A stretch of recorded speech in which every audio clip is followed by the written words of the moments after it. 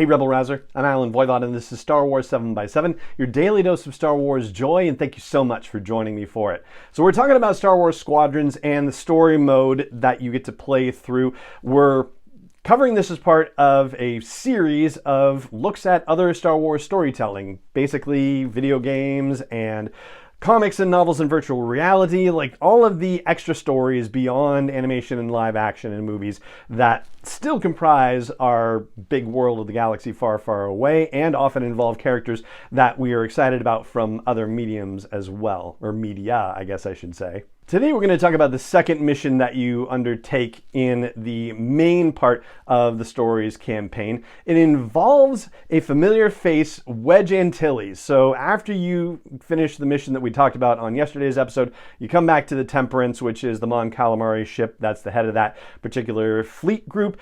And lo and behold, Wedge is talking to Lyndon Javes in the briefing room. So you find out that he was part of a thing called Talos Group, and Talos Group chased an Imperial Star Destroyer into the upper atmosphere of Yavin Prime. So yeah, now we're going to get to go back to the Yavin system, which of course is a prominent situation, a prominent location in the original Star Wars. Anyway, that Imperial Star Destroyer is also without a functioning hyperdrive, but Talos Group needs reinforcements because the plan is to not just destroy the Star Destroyer, it's actually to seize it intact. And as one of the members of Vanguard Squadron later says, hijack it. You find out that this is actually in service of the still secret, for the moment, Project Starhawk. And one of your co-pilots in Vanguard Squadron, Grace Sinar, the daughter of somebody from Sinar Fleet Systems, all the imps, right? Like says that there's no need for this kind of secrecy, so there must be something bigger going on about this whole Starhawk thing. And she also says that, hey, these things are often referred to by my bigoted father as the fists of the Empire, but we can take them down. And Wedge, for his part, also says in the briefing, like, gee, I made it sound like it's going to be easy to steal an Imperial Star Destroyer, so let's hope that it is. Now, one of the fun things about Star Wars Squadrons is that you get to have not conversations, really. It's more like you get to trigger monologues from various characters in between missions. And in this particular case, you get to trigger a monologue from Wedge where he will tell you about how he, like Lyndon Javes, also had been a part of the Empire, that he had been part of this thing called Sky Strike Academy before he defected, and he says that he wishes more of his friends had done the same.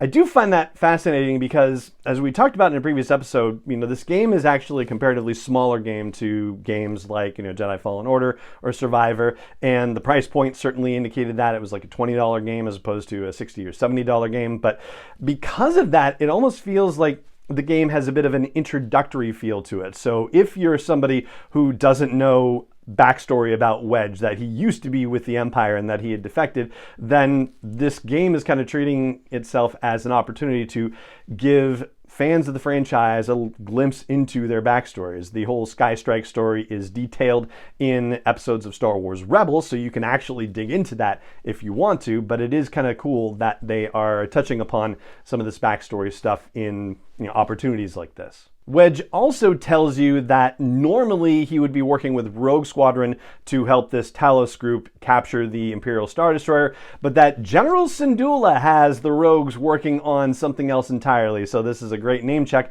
to General Hera Syndulla, who we also know, of course, from Star Wars Rebels. And I believe she shows up later in the game, if I'm not terribly mistaken, but, we'll find out soon enough.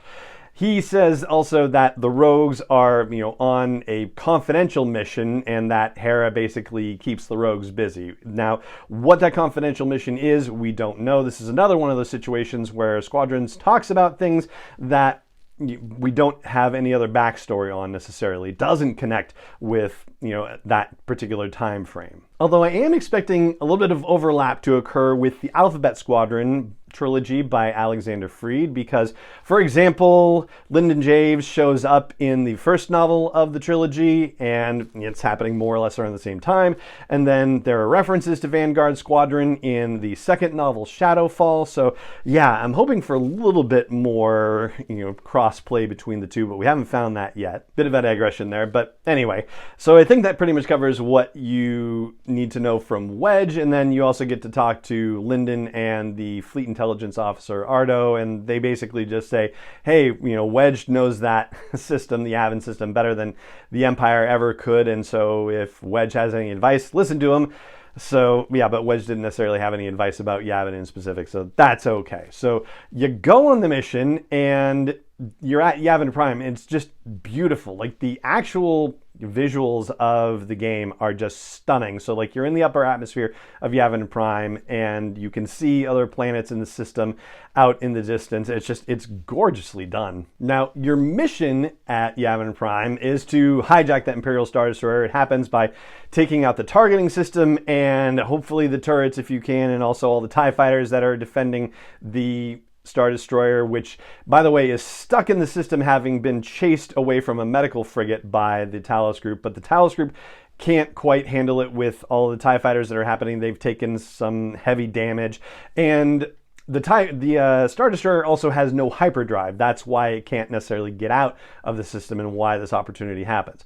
Now, the whole thing, too, about the video game is that, you're just 5 ships going in with Vanguard Squadron, so maybe it strains credulity a little bit in that regard, like 5 ships taking on the whole Star Destroyer defensive situation, not to mention all the TIE fighters that it's spewing out, but hey, gotta go with what they're presenting you. So the goal is to take out the targeting system, take out the turrets, take out the TIE fighters, and then you're supposed to scan the Star Destroyer for a potential place for breaching the hull, which is good fun. So you're basically then providing cover for a bunch of U-Wings that'll come in and send troops in to secure the bridge, which once they secure the bridge, then they're going to slice all the security systems and close the blast doors and trap the crew in various parts of the Star Destroyer, so that way they're able to take over the Star Destroyer. And once the Talos group leader hears that the plan is to hijack the Star Destroyer, she's like, wait, what?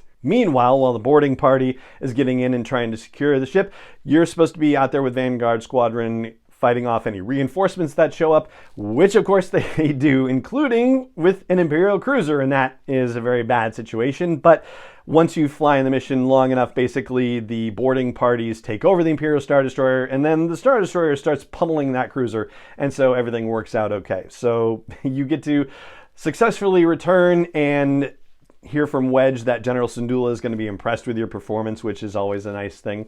Wedge departs with the Talos group because they need to do some repairs and get the heck out of Dodge. And that pretty much covers it for the second mission of Star Wars Squadrons, what you need to know about their plans to capture a Star Destroyer intact for some kind of mysterious use related to this Project Starhawk, which we're going to find out more about in subsequent storytelling within the game and thus subsequent episodes of the show here. So that's going to do it for this episode of the podcast today. If you enjoy the podcast, whether you've enjoyed it for weeks, months, years, or even just today, I hope you'll consider leaving a rating or review on your podcast app of choice.